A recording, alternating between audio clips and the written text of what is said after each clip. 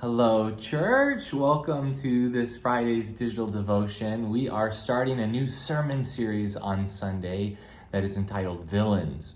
We're kind of riffing on the Disney franchise that has been putting out a lot of content, kind of exploring the inner life and history and descendants of some of the Disney villains, and we're looking at the complicated spiritual lives of some of the villains in Scripture, the ones we like to condemn and judge and talk about in distinction to the heroes of the Bible. And so we want to take a deeper look at their lives, their stories, try to understand everything from their perspective.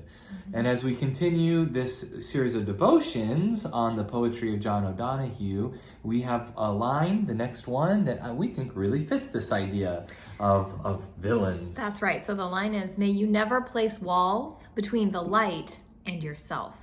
And I love that because so many of the villains that we're going to be looking at in the Bible are not necessarily just inherently evil creatures or inherently evil people. They're really people who have created some sort of barrier between themselves and God, or themselves and God's grace, themselves and God's love, which then creates a barrier between them and the rest of humanity, or them and their loved ones, or them and being able to function normally in society. And so that's just a blessing and a prayer for all of us, that may you never place walls between yourself and the light. May you always keep that channel of God's grace and God's goodness open so that you can be a recipient of that. And because you then become a recipient, you also become an instrument of delivering that grace and goodness to others. So it's all about not getting in your own way, not allowing the circumstances of your life, the issues that we all go through, the hardships and the challenges, turn you into a hard person to get in the way of you being able to accept love and compassion and the caring of others and the caring of God. Yeah, I'm glad you noted that, because sometimes it's our own trauma or experiences that start the wall, building it up. And we have to be able to have some sort of resilience, or to be in therapy, to be working through these issues, to try to tear down those walls.